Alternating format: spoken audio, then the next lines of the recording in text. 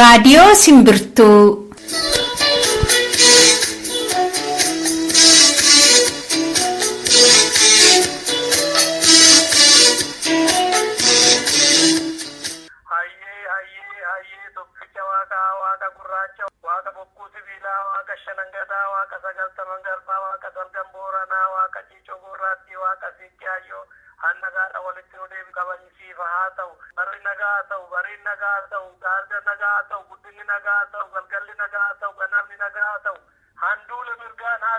Torbeetti gaafa kamisaa kan dhiyaatu kun qophii simbirtuuti. Har'aa kan qabnu qophii imalaa qofaadha. Sababa teeknikaarraa kan ka'e qooduunarraa dhiyaachuu hin dandeenye. Qophiin imalaa keenya immoo kan inni xiyyeeffatu kora yookaan immoo walgayii Atlaantaa labsii atattamaa biyya keessaa bu'aa fideera isa jedhamu irratti fincila xumura gabrummaa qeerroon biyya keessaa itti jiru akkasumas immoo waa'ee kora Oromoo London irratti mooraan Itoophiyaa fi mootummaa Itoophiyaa keessaa maaliif akka isaan rifaasisa irratti marii nama lamaa qabna. Mariin keenyi hooggana qeerroo biyya keessaa illee ka dabalatudha. Maarree hanga xumuratti nu waliin turaa jecha sirba kanaan gara qophii imalaatti dabarra.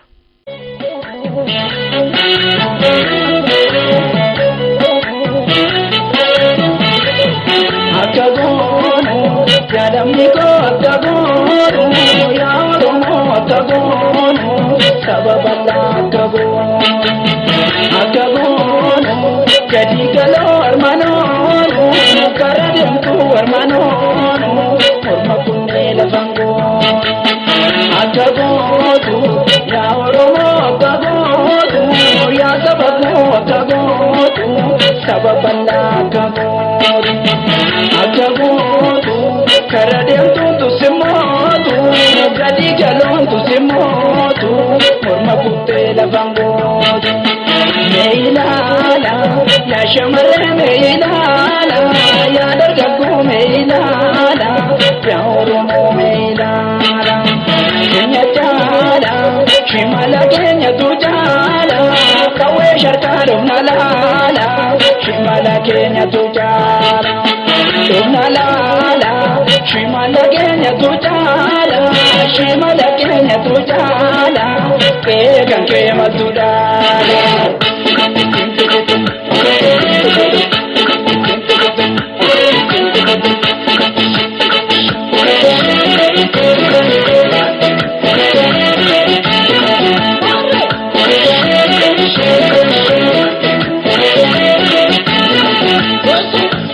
Gara rademani, enyu kallo marrachisu, bara negani, irga ofi kabachisu, archisiya gotiyo, abtadu gotijan, ansi gargaru jiru, jama damte tokijan. Gara rademani, enyu kallo marrachisu, bara negani, irga ofi kabachisu, archisiya gotiyo, abtadu gotijan. Ansi gargaru jiru, jama damte tokijan.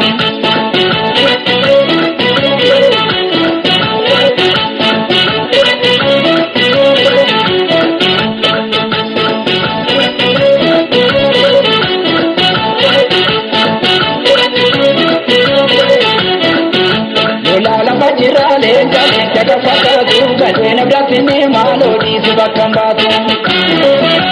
Ofinunga tu sena da me malati, gotat jamasi zabagoti loro malti. Lori zamale gonne, lori zamu, shimala watani jina di desi jamu. Arore jamu re shimala di dola gonne, fulat tingeni ni gesa ke partiyatu.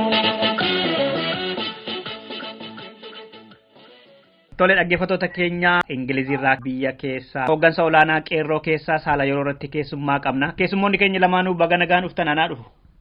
Ayyee isinillee baga nagaan dhuftan. Maqaa keessanillee achumaan. Maqaan kan koo Seenaa Dhugaan jedhama. Hooggansa gara oliiti moo akkam? Yoo baay'ee hundaadessu sanatti akka namni nu jalaa fudhatu hin barbaannu garuu hoogganni olii gala qeerroo bilisummaa Oromooti. Tole fayyaa ta'a. Keessummaan keenya lammataa London Ingilizirraa. Kora Atlaantaa jedhamee wanti waamichi godhameeru jira.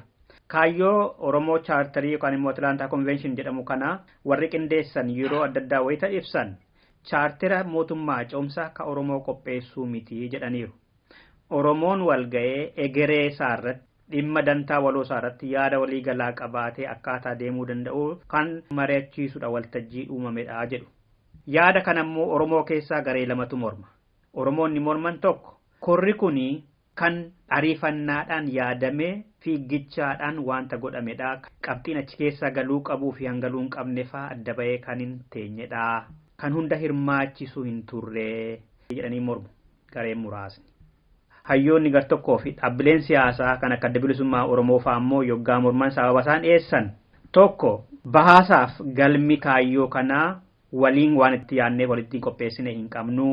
Keessattuu immoo biyyi keenya wayita inni waraanaan qabamee jiru kanatti jumlaadhaan ajjeefamaa jiru kanatti mootummaan uummata keenya iraarsuu kana faana uummanni wal qabaa jiru kanatti qawwee hidhachiisnee lollee uummata bira gargaarsa adda addaatiin dhaabbachuu osoo qabnu hawaasa ijaarree duula nurratti baname kana qolachiisuudhaaf otoo deemuu qabnu yaada uummata biyya alaa bittinsuudha yeroo ammaan turre kana gochuuni mootummaa kana itti muddinee waliin achi darbachuu qabnaa yoo jala geenye waliin marannee qopheessuu dandeenya ture ka jedhaniiti morman jiru. Sadaffaan immoo garee Itoophiyummaa warri dhufiin jedhan Oromiyaa walaboomte ijaarrachuuf deemaa jiru kunoo chaartira mataa isaanii hundeessanii jedhu. Yaadni qeerroo asirratti maalidha? Isa kanarratti gadi waan tokko jechuun barbaada. Tokkoffaa wanti adeemaa jiru waa lama nutti mul'ata. Ijoolleen Oromoo dhaloonni qaroo ta'anii dhugaadhuma Oromoof jedhanii warri dhimman warri hojjetan yoo akka nutti mul'atan numa gara. Garuu kanuma cina immoo Otoo beekanii otoo beekin warri faana balleessan illee nutti mul'atu. Kanaaf ajandaan kun wantoota isaan kana keessatti of ilaalanii ammallee gara kamitti deebi'amuu qaba. Ajandaan amma as babbaa jiru kun kan maaliifi kan hayyoonni Oromoo kan isaan gochuu danda'an amma adda dureedhaan waanuma uummata Oromoo ala jiru kana tokkoomsuu fi ijaarsa uummata Oromoo jabeessuu irratti yoo hojjetan gaarii. Sababiin kana jedhu akeekaa fi kaayyootiin socho'an qabu jaarmiyaaleen siyaasaa jiran. Adda Bilisummaa Oromoo immoo addatti heerallee qaba. Heerri Adda Bilisummaa Oromoo kunillee beektota kanaan beekuudhaan akka Adda Bilisummaa Oromoo heera qabu, akka Adda Bilisummaa Oromoo seera ofii qabu beekuudhaan ilaalanii heerri kun hanqina maalii qaba, cimina maalii qaba, kun fooyya'uutu sarara jiraata, kun sirreeffamee kun akkas ta'e jedhanii yaadni dhiyaate jira. Sanarratti teessisii maaltu hojjetamee seerri inni sun sirrii akka hin taane mirkanaa'ee heerri biraa barbaachisa. Heera tumuuf immoo illiitii gibuufiitu walitti dhufee heera tumu otoo hin taane jaarmiyaa siyaasaa qabsoo geggeessutu heera biyya tokko qajeelchu akkamitti akka biyya sana fuudhuudhaaf adeemu akkamitti akka uummaticha yoo uummatichi bilisoomu akkamitti biyyattii keessatti nagaaf tasgabbiin akka dhufu tarsiimoo siyaasaa fi heera mataa ofii fi poolisii mataa ofii baafatee isaan kun qaama qabsoo ta'anii by the way beektonni keenya ekspertoota kana fayyadamuu hanqatuun keenya hir'ina keenyaa fi cimina keenya ammallee beektota Oromoo akka ekspertiif lafatti fayyadamuu qaba. Kanneen mooraa qabsoo keessatti ijaaramuu fi mooraa qabsoo gara fuulduraatti furgaasanii hojii barbaachisu hojjechuudhaaf kanneen fedhii qaban gara qabsootti ijaaraa. Kanneen immoo ekspertii ta'anii akka ekspertii tokkotti hojii barbaachisu ogummaa isaaniitiif qabsoo bilisummaa Oromootiif hojjechuudhaaf kanneen onnee qaban gara sanatti itti fayyadamuutu irra gaariidha malee as bahanii ajandaawwan tokko yoo as bahu summaadhuma waanuma amma argaa jirru kana waldhabbii uummata gidduutti uuma. San dhaabbatee beektota fayyadamuun nurra jiraata akka akeeka qabsoo bilisummaa Oromooti.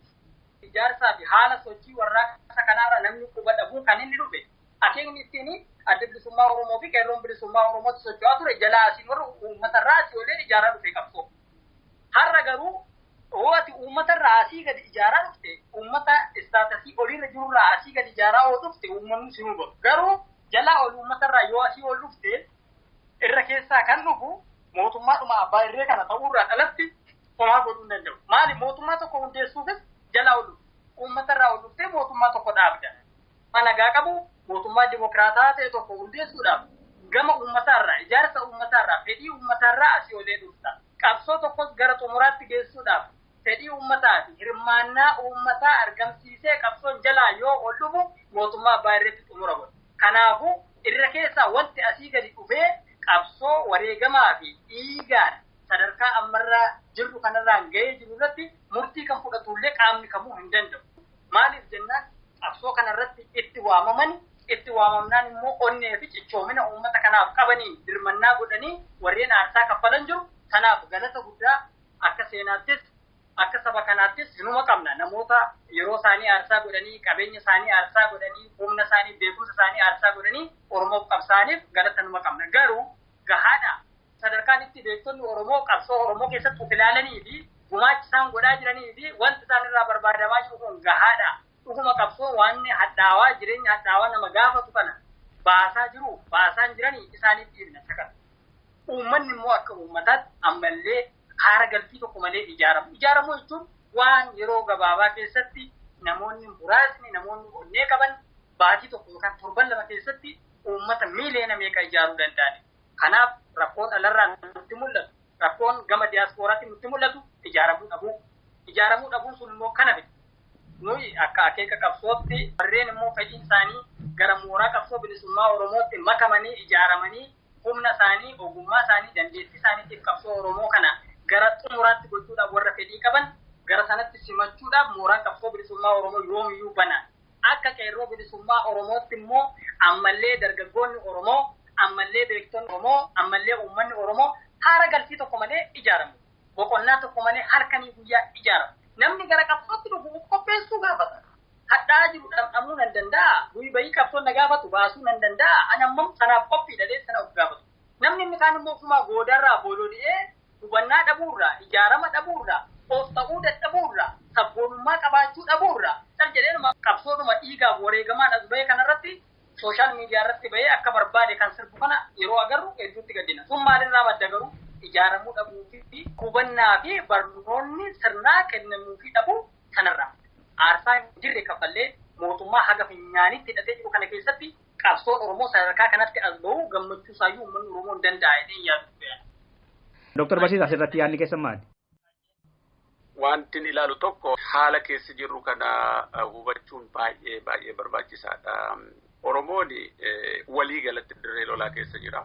Waan inni iyyatullee uummata alaa kanaatti nu gargaaraa nu hidhachiisaa dhumaa jirra sanyii duguugaatu nurratti gaggeessamaa jira jedheetu gaaffii tokko gaafa ta'u biyya Oromoo keessa kan jiru Oromoo walii galatti. Haala kana keessatti warri diyaaspooraa keessa jiru gaaffii amma belbeltuu taate kana deebisuun otootti jiruuti waan mootummaan kufe booda akkamitti bulchinaa maal goona hanjedhu irratti atteeshinii kennuun xiqqoo piraayoritii dhabuu natti fakkaata. Kanaachis immoo xiqqoo yaadi namaa bakka biraatti akka jijjiiramu godha natti fakkaata. Inni chaarter qopheessuuf karaa wanni jedhamu kun chaarterii seera ittiin bulmaataati dokumentii leegaal ta'edha kan jaarmiyaan tokko qabudha. Garuu waan sana qopheessuuf yookaan achi immoo dursa sanaaf qopheessuu dura qaamni wayii jiraachuutti jira. Yoo sun hin jiraanne chaarteriin maalirratti dhaabbatee akka qophaa'us hin beeku. Akkan ilaalaa jirutti namoonni waan kana qopheessine jedhan individuaalotatu bakka irraa walitti dhufeera jaarmiyaa miti. Yoo kana achi xiqqoo piraayoritii isaanii sirreeffachuu qabu natti fakkaata akka yaada kootti dura akka jaarmaatti ijaaraniiti sana booda chaarter qopheessuu jechaadha. Chaarteriin konstitushinii sadarkaa olaanaati jecha hiika biraatiin qabu. Legislative wanni paawariiti kennaa akkaataatti seeraan wal ugguranii fi wal adaban tolcha haala akkasii jechaadha. Yoo yaadni akkasii jiraate dura jaarmiyaan jiraachuutti jira malee bakka irraatti nama walitti fidaniitu miti jechaadha. Yoo transitional kan ta'e ce'umsaa fida yaadama ta'es immoo ammas jaarmotatu walitti dhufee ce'umsa tolfata akkuma bara 1991 transitional governmentiin Itoophiyaa dhaabbate dhaabonni adda addaa walitti dhufanii akka sanaatti. Kanaaf immoo jaarmoliin kan mataa isaanii konstitushinii mataa isaanii qabu. Akkaataatti fuulduratti yoo uummata kana wajjin chaarterii transitional arrangementii tolfatu ta'es hammataa isaanii qabu. Yoo immoo kan biyya isaanii bulchanis ta'us konstitushinii mataa isaanii heera mataa isaaniiti qabu. Yoo seerri sun gahaa miti yookaan achi immoo quubsaa miti jedhame qaamni professionaalonni keenyi ala jiran kuni akka consultative levelitti gorsa kennuufii danda'u. Kanarratti seerri keessan sirrii miti. Kanaafi kanarratti sin gargaaraa jedhanii yoo ta'e inni waanuma eebbifamaadha yaada gaariidha jechaadha. Kanaati achitti chaartera qopheessuu fi karaa tolfinaa inni jedhamu kuni xiqqoo irrelevantii natti fakkaata tokko lammaffaa immoo atteeshinii amma jiru lakkira amma jiru kanarraati yaadni uummataa bakka biraatti akka jijjiiramu godhu nu taasisa. Kanaaf akka ilaalcha kootti hin qaqqabna chaartarii qopheeffachuufis chaartaroota jiran kana sirreeffachuufis beektonni kenni ta'anii barreessanii kan fuuldura Oromiyaaf ta'u kan fuuldura biyya sanaaf ta'u nu tolchuuf baay'ee wanniidha. Garuu haala keessa jiru irraanfachuun nutti jiru lola keessadha jirra. Lola hamaa keessa jira uummanni Oromoo. Kanaaf sana gargaaruun nutti jira. Sana irratti fookasii gochuutu barbaachisaadhaan jedha gama kootiin. Ingiliziitti kora waldaan ogeeyyota seeraa Oromoo addunyaa onkololeessa 22 qopheesse irratti argamtaniitu Dr. Barsiisaan. Dhaabbileen siyaasaa Oromoo argamanii ejjennoo dhaaba isaanii fi akkaataa itti qabsoo gaggeessan ibsataniiru. Achi keessaa kan dhaabni siyaasaa kabiraa haasa'ee mootummaan Itoophiyaa televezyiinii isaatti deddeebisee agarsiisee akka adda bilisummaa Oromoo Itoophiyaan diigamuu qabdi jedhee Itoophiyaan diignee malee jiraachuu hin danda'amu jedhamee haasa'eetti dhiyaataa ture. Warri maqaa tokkummaa Itoophiyaatiin deemanii sirna durii leellisanis kan moggaa afarsaa jiran mul'ata afaaniinis sabaa himaa elektirooniksii irratti illee dabalatee jechuudha televezyiinii fi reediyootiin. Mee maaltu ta'ee maaliif immoo itti duuluun barbaachise yaadadha miti yoo dubbatame rakkinni jiru maalinni? Maaltu ta'e gaafa sanallee jechumaan Dooktar? Mariin kan uummataa ni ture, gaaffiif deebiin ni ture. Gaaffiif deebii kana keessatti namoonni yeroo irratti ibsanii yaada isaanii kan ibsan jiru. Garuu wanti hubachuun nutti jiru dhaabotiin siyaasaa imaammata mataa isaanii qabu. Fakkeenyaaf adda bilisummaa Oromoo imaammata mataa isaatii ni qaba. Biyyan bittinsa kan jiru miti. Mirgi inni falmuu fi mirga hiree murteeffannaa uummata Oromoo fi saboota kaaniifidha. Mirgi hiree murteeffannaa immoo mirga dhala namaati biyya bittinsuu miti. Isaan keessaatii waan namni personal view mataa isaa dubbate kaasanii akka ololaaf dhimma itti ba'anii maleessa dhaabni polotikaa adda bilisummaa Oromoo fakkeenyaaf waan kana hin kaasne. Dhaabonni kaanis immoo kan tokkummaa Itoophiyaa fi haala. Otuma kaasaniiyyuu rakkinni jiru maali? Otuma ka'eeyyuu tokko hiree ofii murteeffannaa fi hanga bilisummaatti deebi'u heerri mootummaa Itoophiyaa amma jiruyyuu nu hayyama. Lammaffaa dhifaan ifatti adda bilisummaa Oromoos Oromiyaa Riippablikaan ijaara jedheetu dhalate. Adda bilisummaa uummata Tigraayis akkasi. Ammallee dhaabni Amaaraa akka jedhu dhalateera. Addunyaa irraa warri bilisummaaf qabsaa'an jiru. Yoo jedhanoo rakkinni maali? Mootummaa heera mootummaa irra jira. Warri sirna darbee boo'an kuni maaliif itti duuluun barbaachise? Yoo jedhame rakkina hin qabu. Garuu akkaataa mootummaan Itoophiyaa olola kana itti dhiyeesse sana ibsuu barbaadeetini malee uummanni tokko yoo mirga isaa barbaade yoo barbaade riippaabilikii biyya isaa ijaaree jiraachuu kan isa dhorku tokkollee hin jiru. Lafa kanarratti bakka hundaatti ta'ee jira kan impaayera Itoophiyaa waan haaraa miti. Koraa kan dhageessanittoo ta'e warri qeerroo yaada lama ta'ee kan Oromoo irratti deemaa jiru jira. Mootummaa kanaa fi kan maqaa Itoophiyaa ummaatiin sirna darbeef leellisan kan Arbanyoosh Gimboo Sabaatti jedhamuu fi deeggartoonni isaanii. Akkamitti ilaaltan isin waan sana? Warreen faallaa qabsoo bilisummaa Oromoo dhaabbatanii fi faallaa uummata Oromoo namoota dhaabbatanii fi sirumaanuu sochiin warraaqsi uummanni kun godhuu fi sochiin biyya keessatti qeerroon gaggeessu akka mataa bobooti ta'aa jiru argaa jirra.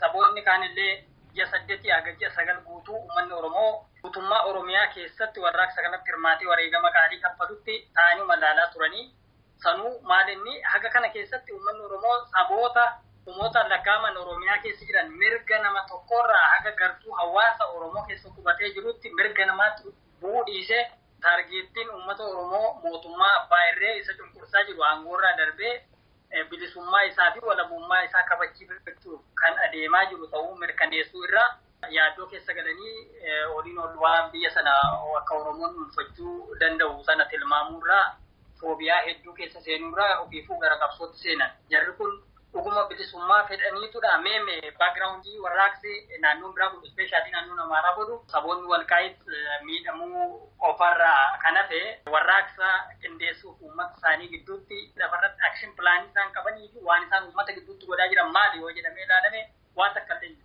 isaanillee waan takka illee himuu hin danda'an. Kun maaliif ta'e warraaqsi kun kan maaliif ta'e gaafa ollaan kee mana aarsu mana guba seetee isa jedhamu sanarraa waanuma inaaffaadhuma qabsoo kanaatii fi gara warraaqsaatti dhufanii gara falmachuutti seenanii nuti immoo saboonni kamuu mirgi isaanii sabni mirgi koo dhiitamaa jira mootummaan kun naaf hin taane jedhu yoo falmate maaf falmata jechuu hin dandeenyu jechuus hin qabnu waanuma barbaachisu godhaa jira mirga isaa falmata waan ta'eef saba mirga isaa falmatu maa mirga kee falmata jechuu hin qabnu Sanarra garuu wanti baay'ee namatti toluu fi qabsoo bilisummaa Oromoo gara xumuraatti geessuu fi saboota cunqurfamoo akka saba Oromoo ta'an kanarraa waanjoo gabrummaa garagalchuu kan danda'u saboota cunqurfamoo kana Oromoo kana waan walitti dhufan kaayyoon isaanii wal fakkaata kan jedhamu sanarratti waan addi bilisummaa Oromoo hojjete sana sadarkaa oliitti kan nu dinqisiifannuu fi wanta ta'uu qabuu fi ammallee waan jabeeffamuu qabu ta'uusaa akka kanatti hubannu. Warri kaan garuu masaanuu qabsoo bilisummaa Oromoos ba'an. Har'allee gaafa ijoolleen Oromoo,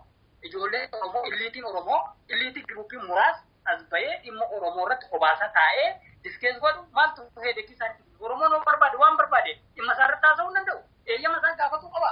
Eeyyama dirqama saba biraa gaafate, dirqama jaarmiyaa saba biraa gaafate dhimma isaa mari'atuu qaba. Oromoon mana isaa bulchachuu hin danda'u. Oromoon saba isaa irratti dhimma saba isaa irratti ajandaa barbaade as baasee irratti mari'atee diskees godhuu hin danda'u. Kan isaanii wadaate yeroo kanaan ilaalu. Kun maaliif akka kana kun as bahu maaliif akka isaaniin hinaaffaa biraa keessa akka isaan galte maaltu foobiyaa kana fuudhee isaanitti akka naqe hundaaf ifaadha. Inni sun ammallee roga kamiin kan uummata Oromoo jabeessu, kan beektota Oromoo jabeessu, kan Oromoo ittumaayyuu gara qabsootti jabeessee ittumaayyuu waan hojjetamuu qabu irratti xiyyeeffannoo kennisiisee akka Oromoon tokko ta'ee ajandaa fi kaayyoo fi akeeka tokko jalatti murannoo kutannoodhaan wareegama barbaachisu kaffalee akka Oromoon bilisummaasaa isa xumuraatti akka Oromoon cufti akka adeemu dhimma godhu. Oromoon eenyumatti agarsiise otuu meeshaa tokko hin hidhatiin mootummaa haga funyaaniitti hidhate ji'a 9 guutuu fuuldura dhaabbatee sirnicha burkute. Hidhannoo qofa harkaa dhabe malee otoo uummanni keenya akka saboota kaanii hidhannoon hiikanne ta'e garaagarummaa baasii tokko baasii lamaa fuulduratti mootummaa kanatti xumura gochuu akka dandeenyu nu ofirratti amanna, uummata keenya irratti abdanna, dargaggoota Oromoo qaroo biyya keessa jiran irratti abdii guddaa qabna, mootummaa kana irratti xumura gochuu hin danda'amu. Uummanni Oromoo bilisummaa isaa argatuu qaba, walabummaa isaa argatuu qaba. Eenyumti Oromiyaa irraa dhimma Oromoo fi dhimma Oromiyaa haasa'uudhaaf dhala Oromoo fi jaarmiyaalee qabsoo bilisummaa Oromoo yoo ta'e dhalatti eenyumti gidduu galee dhimma biraa haasa'uu danda'u dhimma Oromoo irratti.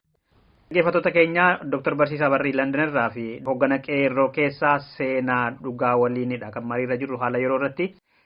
Sirnoonni mootummaa Itoophiyaa dhufanii darban hundi isaaniiyyuu duula labsaa turan kun beekamaadha seenaan akka ibsutti. Mootummaan Itoophiyaa amma jiru kunis labsii hatattamaa baaseera. Labsii hatattamaa kan ammoo amma baasee haa fakkaatu malee bara darbee baatii muddee keessa bahe. Isa amma baase kanaan nagaaf tasgabbiin bu'eera. Goolessitoonnis fi warri mormitoota kan najeeqaa turanis to'adheeraa. Warri abbootii qabeenya biyya alaas biyya galaa jiru. Nagaaf waaraa deebi'ee bu'eera jedheetti gabaasaa jira. Yaada mootummaan jedhu kun isin akkamitti ilaaltu? Dhugaadha nagaan bu'eera akka mootummaan jedhutti.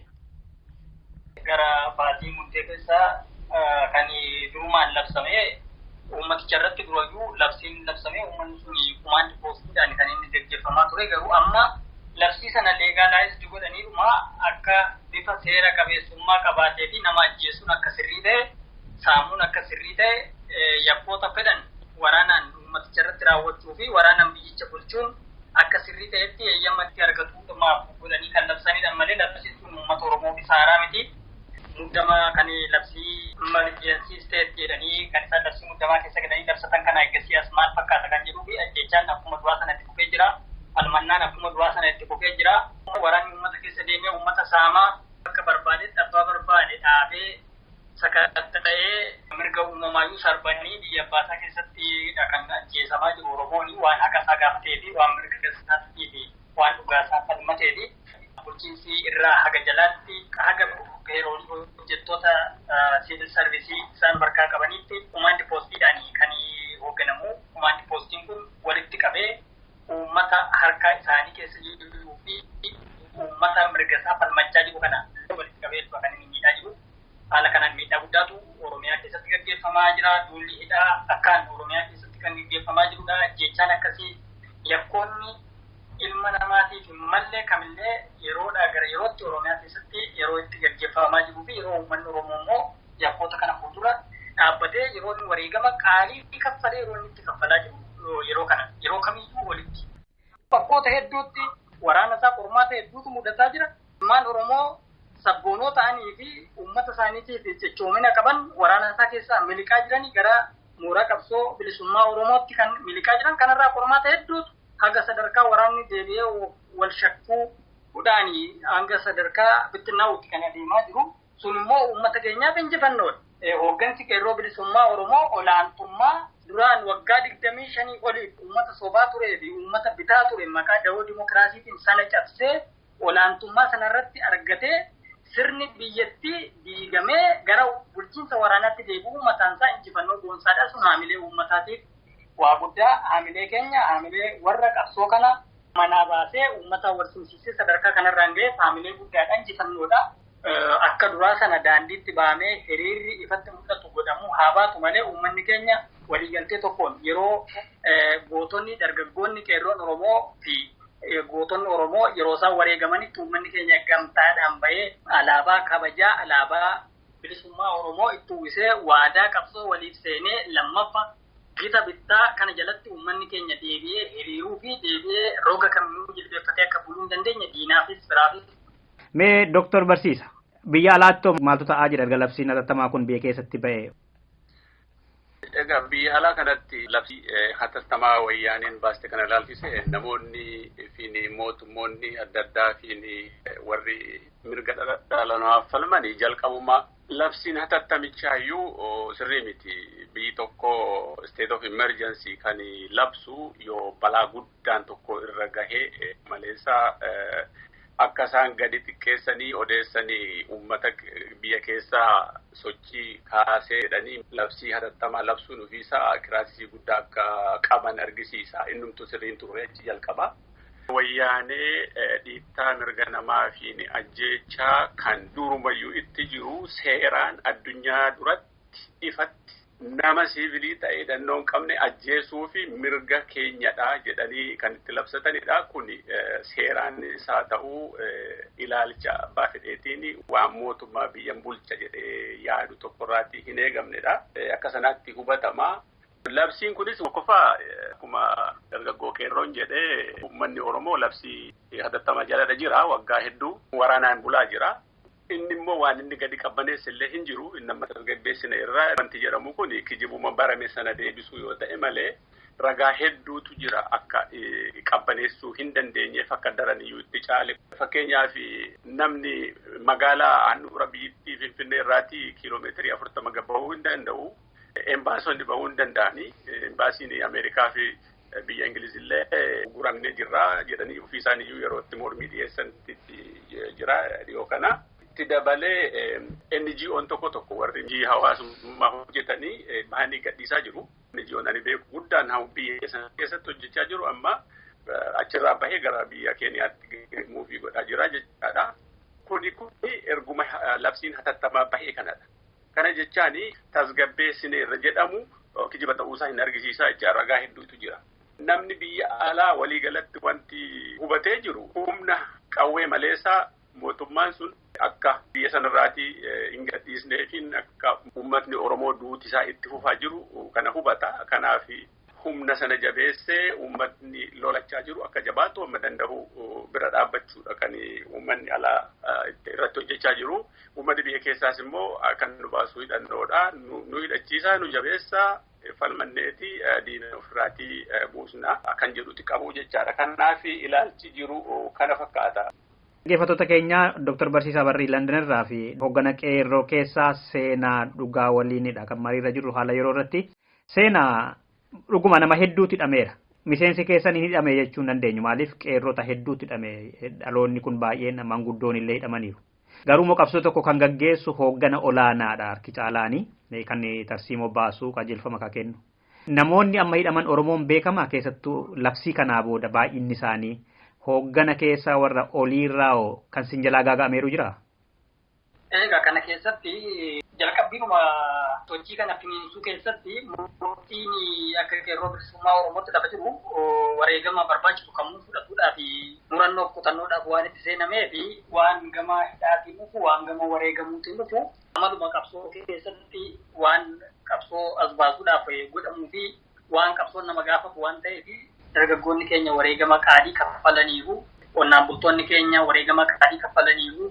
Hojjettoonni sadarkaa garaa garaa ilmaan Oromoo wareegama barbaachisu kaffaluudhaan warraaqsi kunii fi qabsoon uummata kanaa gara boqonnaa haarawaa akka waliigala biyyattiitti jiru boqonnaa haaraa biyyattii keessatti jijjiirama sadarkaa fedurraa kan inni gahuu danda'e wareegamni ulfaataan kaffalameera. Kana keessatti hoogganoonni sadarkaa garaa garaarra jiru wareegama guddaa yerootti kaffalanii fi yeroo itti dararamni hedduun mudate sana hunda dandamachuudhaan hoogganni qeerroo bilisummaa Oromoo ilmaan Oromoo qarootaan kallattiidhaan qaree hundaan qabsoo kanaaf bobbaasee waan qabuuf yeroo inni tokko wareegamu yeroo inni tokko hidhamu kan bakka bu'uun dhabamu suni istiraakchariin sochiin kun as baasuudhaaf hojjetame bira waan jiruufi egaa hooggana waliigalaa irra keessaa qabsoo kana gaggeessuu fi waan waliigala bilisummaa galii bilisummaa uummata kanaa goolii manaa baame sanaatii fi galma isaatiin gahuudhaaf kan adeemamuu keessaa hoogganoonni olii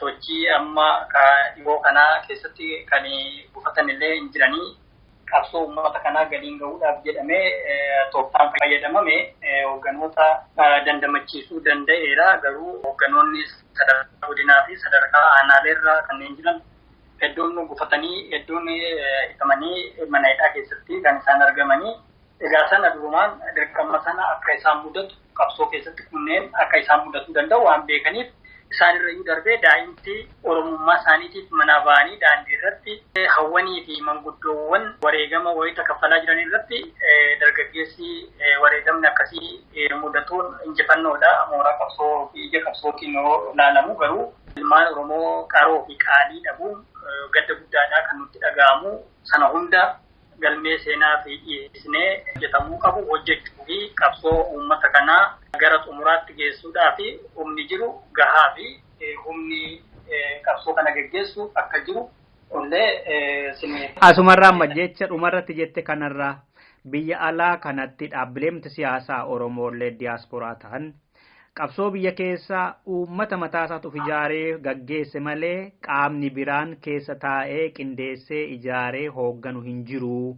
Uummatumatu dhaaba siyaasaa eeggatee dadhabnaan ufuma isaa ka'ee bakkuma hundumaatii ol yaa'e malee takka keessa hoogganni isaan keessa hin jiru jedha. Dhugumadhaa maal jettan isin warri qeerroo?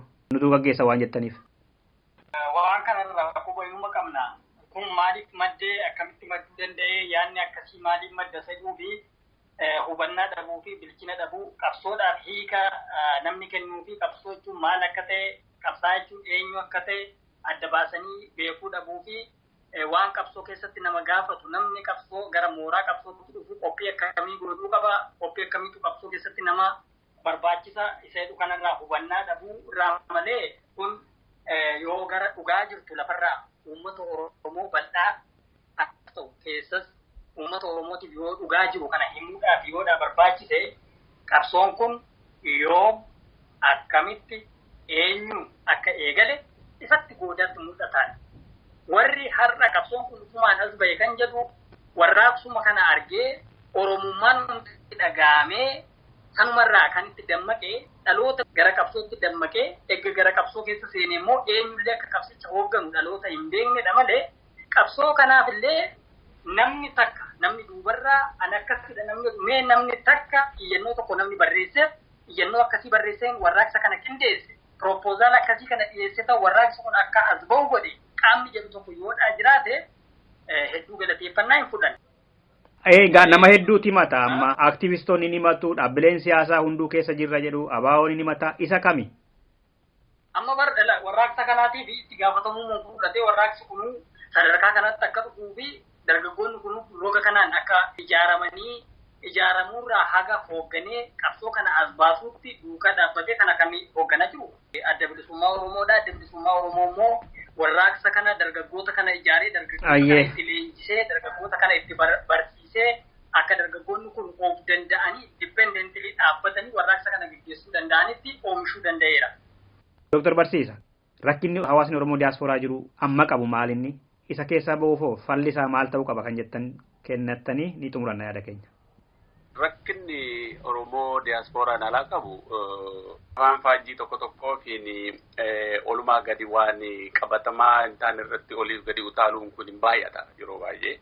Qabsoon Oromoo haala ifaa ta'e irra gahee jira amma beekamaadhaaf galanni qeerroof haa ta'uu qeerroo waan sana sirnaan gaggeesse adda bilisummaa Oromoollee kana hoogganee qabsoon gara xumuraa irra jira.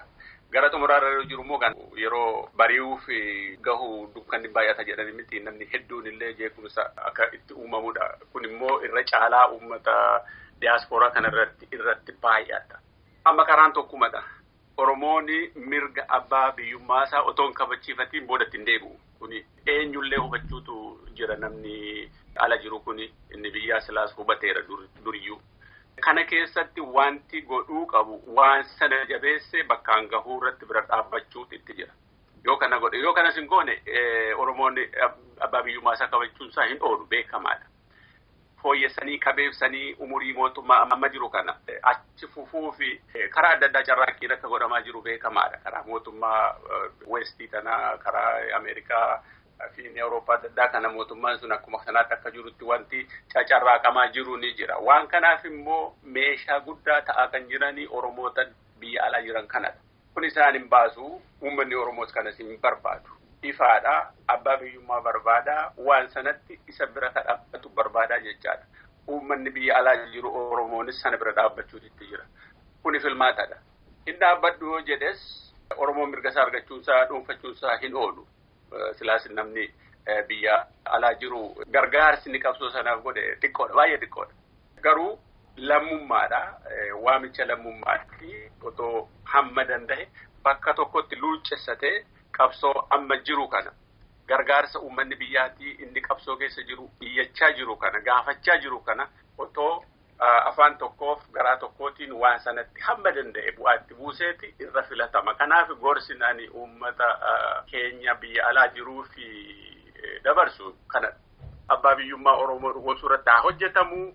Isa kaan dimokiraatik Oromiyaa dhaabbachuuf irratti haasa'uun wanti nu rakkisu tokkollee hin jiru. Oromoon seenaadhaan iyyuu dimokiraatawaadhaa waliin haasa'ee seera isaa tolfatee fuulduratti biyya nagaa taate biyya dimokiraasii ta'e dhaabbachuu waan isa rakkisu tokkollee hin jiru. Garuu inni duraa kan irratti fookas gochuun nutti jiru mootummaa sana aangoorraa buusuudha. Sana keessatti uummanni alaa qoonni isaa ol ka'uutitti jira. Asiif achi fiiguun hin barbaachisu masmara isaa tokkumadhaan jedha. Tole dhimma qabsoo Oromoo fi impaayera Itoophiyaa ilaallatu irratti ka biyya keessaaf biyya alaatti ta'aa jiru irratti baay'ee haasofneerra. Hooggansa qeerroo bilisummaa Oromoo biyya keessarraa tokko ka taate dargaggoo seenaa dhugaa. London Ingiliziirraa Dr. Barsiisaa Birrii guddaa galatoomaa yeroo keessaniif fayyaa ta'aa.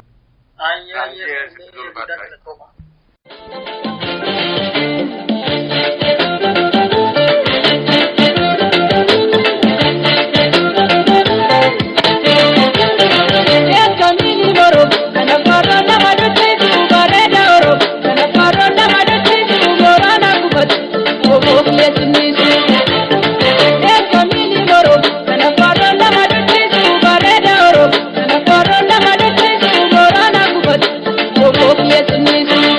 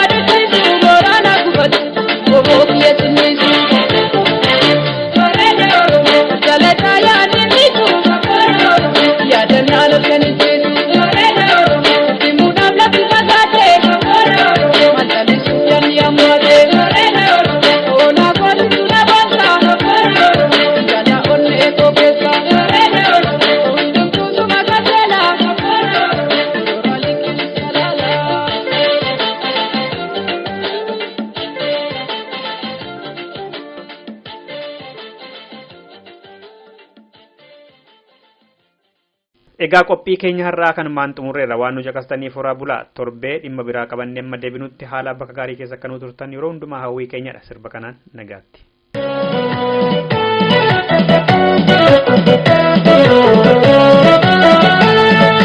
Waadangale waligale sumbatena gabaja bunsaatu Jireenjarra garabii malee kan namni yaadu isaa isaatu Jaalata bardiree godhaan bareeroo sanaaf dhugaa bakkaatti Arguun jirta guyyaani dhufa alamaa miti hayaa nagaatti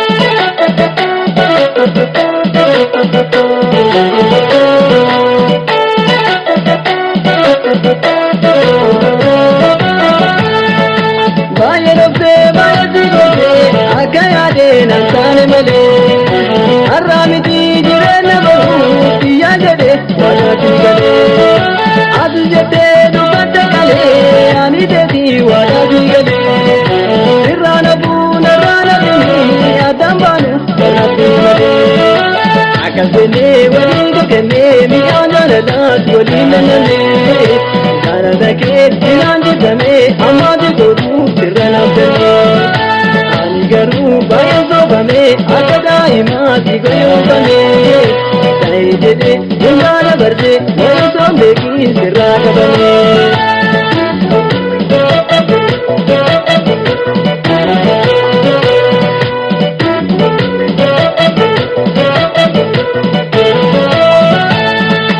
Namni olee jireenya qaba anta kiti isheen kabajte kan kee garuu irreenya qabu har'aana hojii jiramte sana gartuu sana beekta gararraadha maali jiramto kan kee garuu hanguu beekira bu'aa kan kee oolaa jirta erga ta'ee eeggasii ta'ee jireenyi kan kee nama lacha'u kanis dhaqii kan bira dhaqii hidhadhuu laali nama siitoo jaalateera nama saageera kan akka keetii takkaan agarree ana badee dangi yoonfamee weessoon beekii sirraa qabamee.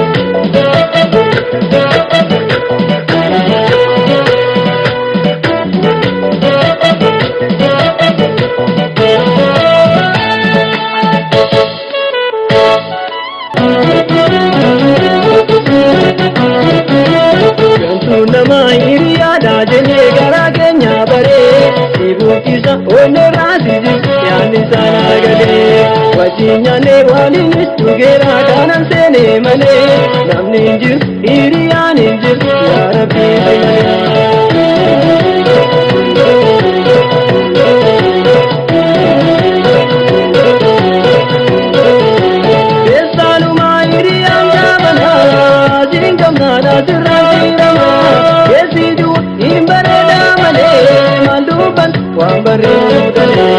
Yesidu imbareda male maluban wambaruda namni jiru nama namtaatini dirajate garani